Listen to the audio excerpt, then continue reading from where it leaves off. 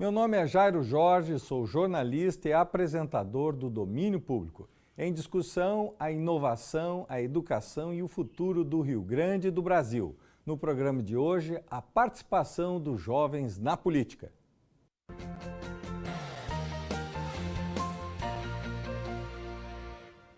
Com a sociedade do conhecimento, o uso massivo da tecnologia e o advento das redes sociais, nunca as pessoas estiveram tão conectadas e interdependentes. Mas, ao mesmo tempo, há um crescimento do individualismo e da segregação com a criação de guetos e bolhas de pensamento. No epicentro dessas transformações está a juventude. Herdeiro de um mundo em profunda transformação, o jovem é chamado a dar sua contribuição neste grave momento que vive nosso país. Para discutir no domínio público a participação do jovem na política, são nossos convidados. Mano Chand, músico, deputado estadual por 2 mandatos, ele foi o primeiro parlamentar de toda a América a colocar na Constituição que a internet deveria ser um direito das pessoas. Esteve à frente também da Diretoria de Inovação e Sustentabilidade do Badesul, é suplente de deputado federal e presidente do Partido Verde em Porto Alegre. Tiano Kaduri é presidente da Juventude Socialista do PDT. Participou do movimento estudantil, é suplente de vereador em Alvorada, onde foi secretário municipal e presidiu o Conselho Municipal dos Direitos da Criança e do Adolescente. Mano, hoje nós vivemos um ceticismo, um desencanto. Como é que isso afeta o jovem? Como isso chega no jovem? Bom, acho que em primeiro lugar, prazer estar aqui contigo, com o Tiano. É sempre importantíssimo a gente estar falando sobre política. E eu, como deputado estadual, como primeiro músico do Brasil a me reeleger deputado, fui candidato a deputado federal em 2014, não me elegi, fiquei primeiro suplente. Eu tenho um papel social de ser o mais didático possível, para que as pessoas entendam a política, porque a política no Brasil ela é uma grande caixa preta, Quando a gente começa a entender que nem os estudantes de direito são obrigados a fazer a cadeira de direito eleitoral, isso é maquiavélico, isso é para que a gente tenha uma democracia, mas que cada vez mais as pessoas ignorem a política. E no momento que tu ignora, a sociedade ignora alguma coisa, ela vira ignorante. Não no sentido de ser burra ou de ignorar por não gostar, por não ter atração. Isso está mudando. Agora, o que muda é um ranço, o que muda o alicerce de tudo isso, às vezes é questionável. Mas quando a gente entende que a instituição política partidária está falida, que tu não tem mais ideologia, que tu tenha um clamor por transparência e por renovação, isso é um momento, sim, de usar as redes sociais, é um momento de usar a internet, usar a comunicação por si só, para a gente ter uma quebra de paradigmas, para a gente ter uma mudança. Mas essa mudança ela tem que vir através do diálogo. Eu acredito muito nisso. Eu lá em 2006, Jairo, quando eu me elegi deputado estadual pela primeira vez, eu usava muito o Orkut, E foi um case de sucesso no Brasil que fazer uma campanha nas redes sociais lá em 2006.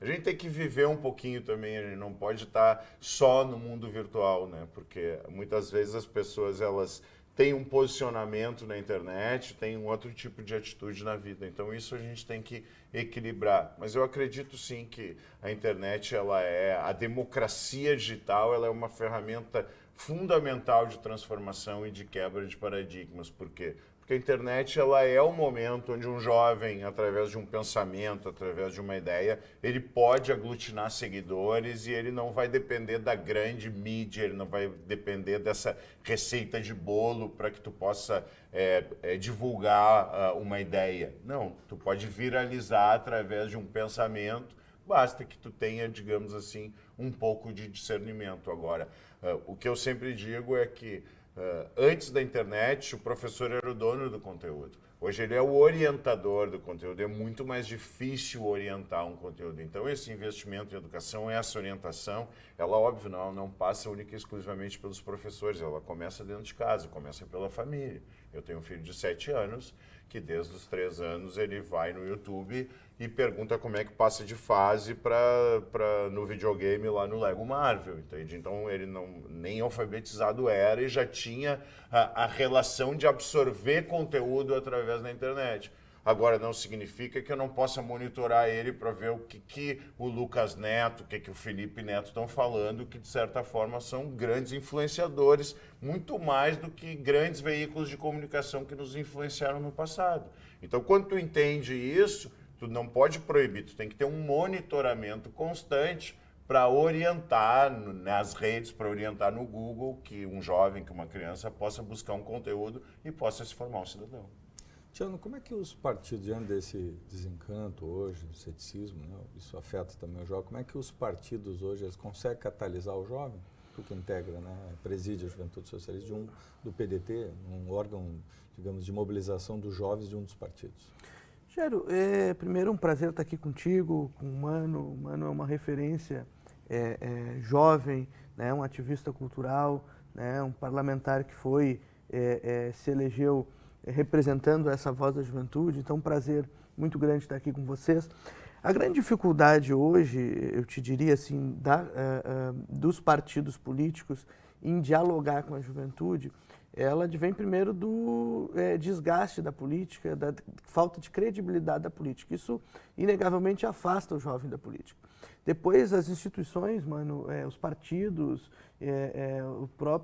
as próprias instituições de Estado, elas são fechadas de tal forma que muitas vezes não permitem o acesso do jovem, né, a esses meios. Então, o grande desafio da juventude é buscar abrir espaço para que o jovem possa vir para a juventude, participar ativamente, que possa ter poder de decisão nas suas esferas internas dos partidos, que possa colocar o seu nome à disposição da sociedade, que possa disputar, isso é importante, espaços no Poder Legislativo, para que lá possa colocar em prática aquilo que sofre na pele, aquilo que sente, trazer consigo as suas experiências, né? Assim como a gente tem a clareza de que a participação das mulheres na política é fundamental, porque a mulher compreende a mulher e no seu papel do exercício do seu mandato, ela dá voz e vez e cara para essas lutas, com a juventude funciona da mesma forma, né? Então, assim, os partidos têm hoje uma grande dificuldade de acolher esses jovens, de agregar esses jovens, e eu te diria assim, conseguindo furar esse bloqueio da falta de credibilidade e da falta de abertura desses partidos para os jovens, nós enfrentamos um outro desafio, que é evitar a radicalização desse jovem, né? Seja para a direita, seja para a esquerda, né? Hoje, o que a gente sente muito dialogando com a juventude é esse problema, né? Quando a juventude se interessa, quando ela busca, ela muitas vezes cai na armadilha de discursos raivosos, odientos, e aí acaba entrando nesse processo de radicalização que não faz bem para a juventude, não faz bem para a política e não faz bem para o país. Mano, falaste democracia digital, mas talvez hoje um dos grandes problemas é que nós temos muitas ondas de informação, mas nestas múltiplas informações nós temos as fake news, né? Como é que tu vê essa questão para o jovem, né? Porque hoje nós temos aí múltiplas informações. Como é que isso afeta o jovem? Preparem-se, porque está na estratégia política e na pauta da maioria dos candidatos ao poder no Brasil, né? A questão do micro-target, né? De tu criar notícias e de tu transformar e tu sensibilizar isso. É o lado negro da força, né? Eu acho que a gente sempre tem que tentar ver o copo cheio e não o copo meio vazio, porque ao mesmo tempo que a internet hoje ela é uma ferramenta para buscar essa democracia, ela dá oportunidade para o jovem que tem facilidade de assimilar essa tecnologia, de reverberar a sua voz, de reverberar o seu estado de espírito, a sua indignação, a sua conformação, não querendo entrar na seara ideológica, mas sim de capacidade de reverberar um conteúdo. Então, o jovem tem isso hoje pela facilidade com que ele acessa as redes e dialoga com a rede. E esse é o ambiente onde ele se comunica, esse é o ambiente onde ele se sente seguro para se comunicar. E aí, isso pode ser até mais importante, né, o papel do jovem na política ou na eleição de 2018. Por quê? porque a gente tem uma estrutura de campanha eleitoral, né? E por isso que eu falei que hoje nem os estudantes de direito são obrigados a entender como funciona o processo eleitoral no país, que é subsidiado pelo fundo partidário. Esse fundo partidário aumentou de 200 milhões para 2 bilhões, então aumentou em 1000%. E aumentou em 1000% a força dos presidentes nacionais de cada partido, porque quem gerencia esse fundo, são os presidentes nacionais, né? Então, tu imagina, e esse dinheiro ainda está atrelado ao número de deputados federais que cada partido tem, ou seja, o Congresso Nacional, que é um instrumento de renovação, seria um instrumento de fiscalização, de auditoria, de transformação do Brasil, ele virou um grande balcão de negócios. Porque se cada presidente vai ter dinheiro conforme o número de deputados federais e tu tem 2 bilhões para 500 deputados, a gente está falando que cada deputado tem 4 milhões, ou que vale 4 milhões para cada partido. E é isso que virou. Então é o seguinte, não, tu tem chance de te eleger, então eu vou investir em ti. E aí o que era a política do século XX? Vamos contratar um monte de gente, vamos atirar papel para cima, vamos sujar a cidade, entendeu? E se aí pode ter a sorte de alguém pegar aquele papel caindo e olhar assim, pô, mas esse cara é legal, mano, X é legal, pô, esse cara aqui me interessa. Então, no momento que tu tem lá, né, e agora, nesse ano, vai ser o primeiro ano, e eu acho que essa é a maior transformação que a gente vai ter na política, e é o que me dá mais esperança, de tu poder fazer campanhas, né, impulsionadas no Facebook. Isso é muito mais inteligente, é muito mais abrangente, porque tu vai poder entender quem com quem tu quer conversar na sociedade e com essas pessoas tu vai montar um discurso. Agora, que as notícias fakes elas vão acontecer e cabe também a gente... E aí entra a questão que eu falei também do professor ser orientador, tu ter uma orientação na internet, porque se tu estiver buscando informação em veículos que tenham credibilidade, obviamente que esses veículos ou eles vão perder credibilidade, porque eles vão estar reverberando fake news, ou ao mesmo tempo eles vão te dar essa orientação para dizer, não, esse assunto aqui não funciona. Agora, a gente tem que ter muito cuidado com o que a gente ouve na internet, porque muitas vezes, né, e principalmente pelo que o Tiano disse, né, desse antagonismo entre os extremos, que é o que vem chamando a atenção da juventude, isso é um prato cheio para fake news, né? Isso é um prato cheio para reverberar o ranço e o ódio.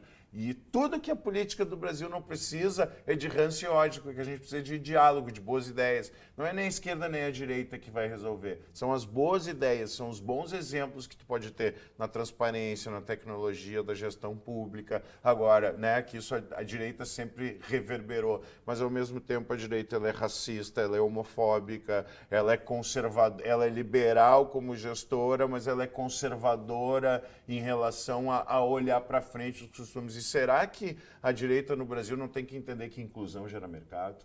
Né? O que seria do capitalismo se a força produtiva da mulher não fosse valorizada? Então, é quando a gente começa a entender que ensinar a pescar, que incluir isso vai aumentar uma sociedade de consumo, vem todo mundo para o centro, vem todo mundo para o diálogo, vem todo mundo para construir uma boa ideia. Que foi o que o Chile fez há 15 anos atrás e hoje é um país que está a passos largos do desenvolvimento. Por quê? Porque entendeu que tu tem que ter transparência, que tu tem que ter tecnologia na gestão. Agora, vamos discutir essa questão da inclusão como ferramenta de inserção social e principalmente de geração de renda e de riqueza para uma nação. Vamos agora a um breve intervalo e já retornamos com o Domínio Público.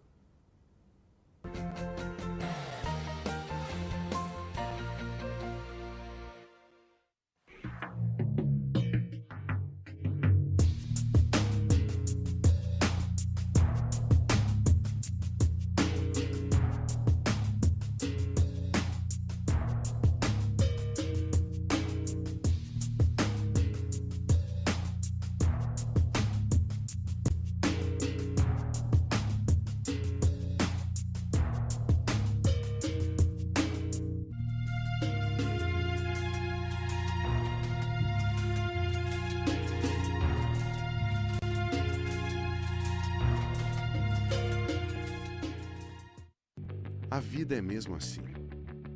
Escolhas contínuas, que nos levam a diferentes caminhos. Antes que você decida, deixe-nos apresentar. Andamos de olhos sempre atentos para o futuro. Acreditamos que a mudança no mundo começa nas nossas atitudes, mas sabemos que não estamos sozinhos. Somos o que impactamos. Somos o mundo. Somos La Salle. Vamos dormir, filha?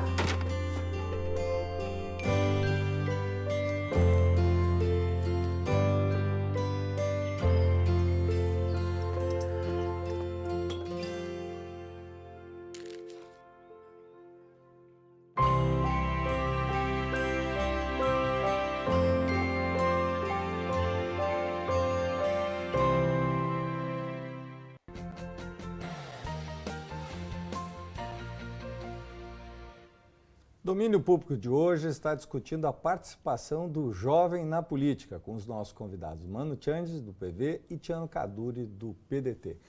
Tiano, os partidos eles foram construídos lá na modernidade, né? Então, e o jovem hoje vive a era digital. Não dá para a gente dizer que os partidos são analógicos e os jovens são digitais. Quer dizer, como é que é essa contradição? Não tem essa dificuldade aí dos partidos entender, compreender exatamente o que o jovem pensa? Tem.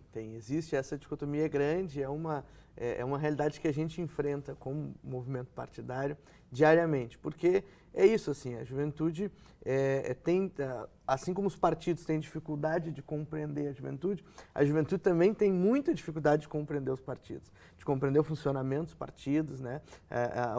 Os partidos, ao longo do tempo, também perderam a sua organicidade, perderam a capacidade de relacionar com as massas e de discutir no plano, na rua, na escola, na associação, né, essas questões. Então, o jovem também tem muita dificuldade de compreender o funcionamento dos partidos políticos. O fato é que o Mano falava aqui da questão do fundo partidário, né, dos fundos de financiamento eleitoral. Essa é uma luta que a gente trava na Juventude do PDT, tem o apoio no nosso partido da direção para isso, de buscar na legislação uma obrigatoriedade do financiamento para jovens, né? Assim como a gente tem uma modalidade de financiamento que impulsiona a participação das mulheres justamente e legitimamente, a gente sabe que não se faz mais campanhas, o Mano dizia aqui, com um papelzinho, enfim. Então o jovem também precisa ter essa estrutura de buscar o seu espaço de representatividade.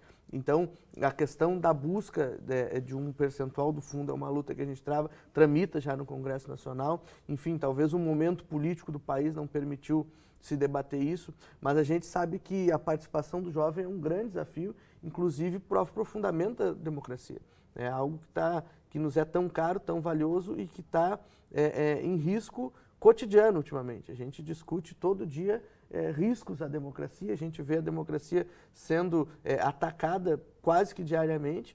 Então, e a gente sabe que o jovem tem um papel importante nesse fortalecimento da democracia, né? Então, a gente trabalha nessa perspectiva de buscar espaço, mas isso é muito verdade. Os partidos têm uma dificuldade grande também de compreender como a juventude se pauta, como a juventude se mobiliza, inclusive, né? Como a juventude se organiza para as lutas, e esse é um desafio que nós vamos enfrentar nessa eleição de 2018, porque a juventude ela tem um potencial enorme de colaboração com os partidos, ela tem um potencial enorme de espaços de diálogo, e ela vai explorar isso à sua maneira. E os partidos terão que compreender isso, e a juventude vai precisar se inserir nessa lógica partidária. Talvez a gente esteja aí num processo de transformação de parte a parte, mas eu acredito que essa transformação é mais necessária aos partidos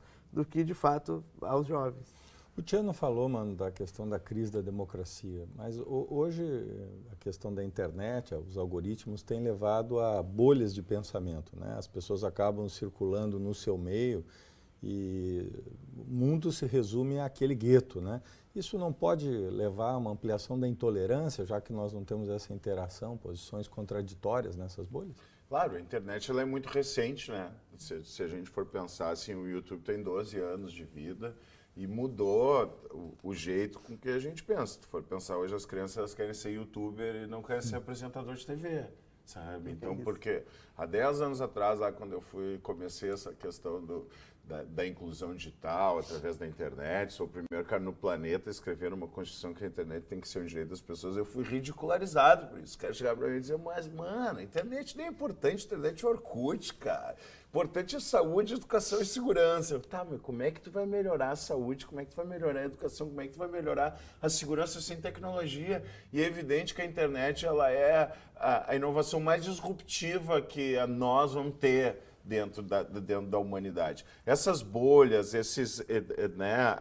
cada vez mais o Big Data, eu até fiz uma música com o Armandinho agora que fala isso, né? Que o Big Data já pode te prever e a informação já não está mais na TV. Então, é porque cada vez mais a gente entende o comportamento. Entendendo o comportamento, é muitas vezes mais fácil de tu criar as fake news, de tu criar massas de manobra, etc, etc. Agora, ao mesmo tempo, o que pode compensar, né, a falta de recurso para o jovem estar na política é a facilidade com que ele se comunica. Porque hoje com o celular, fazendo uma selfie ali, tu pode estar gerando um conteúdo, tu pode estar gerando um baita de um discurso, tu vai ter a instantaneidade de publicar isso nas redes e isso pode viralizar, isso pode construir. Agora, que é um universo complicado, que é um universo que a gente tem que ter atenção e orientação, principalmente, isso sem dúvida. Agora, o desafio que nós vamos ter cada vez mais é isso, é ofuscar o ranço, é ofuscar os extremos e trazer, pelo menos, a política dentro da internet para a esfera do diálogo. Quando a gente fizer isso, a gente vai estar evoluindo, a gente vai estar potencializando a democracia digital. Depende muito mais de como a gente vai usar essa ferramenta, se é para o bem ou para o mal. Tiano, hoje muitos jovens estão se afastando da política, né? Os jovens têm receio, mas os partidos também, como tu falou, eles têm esse medo da renovação. Quer dizer, como engajar os jovens hoje na política? Qual é o caminho para esse engajamento, na tua opinião? Já que nós temos um ano que é decisivo, né? Eleições gerais aí no país para, né, vários cargos. Jairo, primeiro assim, só para não perder aqui o gancho do comentário anterior, da questão das bolhas, a gente vê isso com muita preocupação, viu? Porque tem gerado, e a gente tem visto isso diariamente, a intolerância, né, mano? A dificuldade de se aceitar o argumento contrário, a dificuldade de se formatar um debate em torno disso, em torno de uma divergência, ela tem se tornado cada vez maior, né? Então, esse ambiente raivoso de uma disputa odienta que afasta todos e divide entre eles e aqueles, estes e outros. E o mais gozado, Tiano, se me permite, é o seguinte, né? Que se tu é jovem, tu quer fazer política, tu vai começar com ranço. Exato. Quando tu chegar no poder daqui a 10, 15 anos, qual é que vai ser o teu alicerce, meu? Essa é uma grande preocupação, porque é isso, é justamente no período de formação da liderança, né? Então, a gente vê isso. Com relação aos partidos, os partidos terão que compreender, né, qual é o papel da juventude no atual momento político que vive o país. A juventude sempre foi vanguarda. A juventude esteve na rua contra o regime militar, a juventude esteve na rua pela volta da democracia, a juventude esteve na rua nas jornadas de junho de 2013, em que pese ali, na nossa avaliação, isso muito pessoal, houveram alguns movimentos em que a juventude foi talvez usada, mas enfim, a juventude sempre foi vanguarda e ela vai continuar sendo, né? Ela precisa assumir esse espaço. E os partidos terão que compreender isso e terão que garantir esse protagonismo para a juventude, sob pena de minguarem, porque a juventude ela vai ocupar o seu espaço, né, no movimento estudantil, ela tem, ao mesmo tempo que tem uma dificuldade grande de compreender os processos, ela também tem uma vontade de participar. Isso é algo que a gente identifica. A grande dificuldade qual é? É a falta de credibilidade, porque isso afasta, isso traz até um receio, né, de onde é que eu estou indo, o que eu estou fazendo. E depois disso, repito aqui, é a dificuldade de acessar os partidos, de acessar os meios, as formas institucionais de participação. Então, os partidos terão, sim, que garantir esse protagonismo, porque a juventude ela está aí para ocupar pensar o seu fora da espaço. caixa, né? Porque o que eu acho que o que tu pega, quando tu pega muito bem, o jovem não quer mais ser usado. E a ideologia, seja esquerda ou direita, sempre, né, vou me aproveitar desse ativo político que vai para a rua, etc. Então é isso que a gente tem que mudar. E os partidos que pensarem fora da caixa, não quiserem mais usar o jovem, quiserem a participação do jovem, vão ser os partidos que vão crescer no Brasil. Queremos então agradecer a participação dos nossos convidados, o Mano Changes, do PV, e Tiano Caduri, do PDT, que discutiram aqui a participação do jovem na política. Deixe suas contribuições, sugestões e ideias para os nossos próximos programas nas nossas redes sociais. Agradecemos a tua participação e te esperamos no próximo domingo, sempre às 21 horas. Até lá!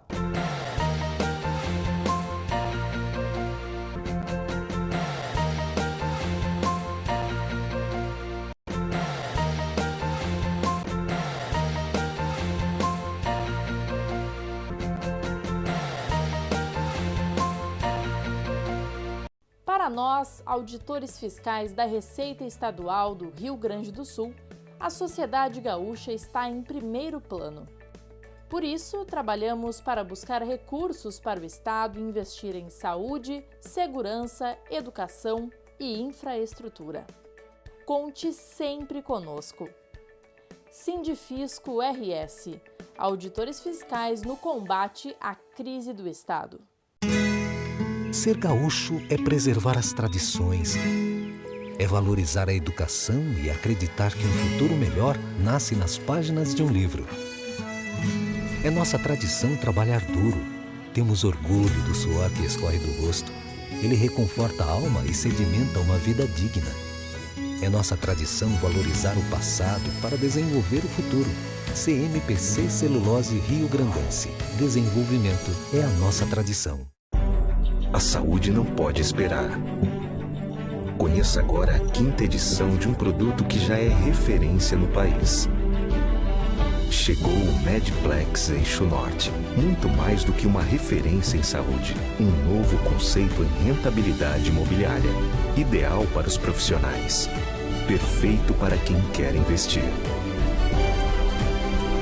Invista em um patrimônio que trabalha para você.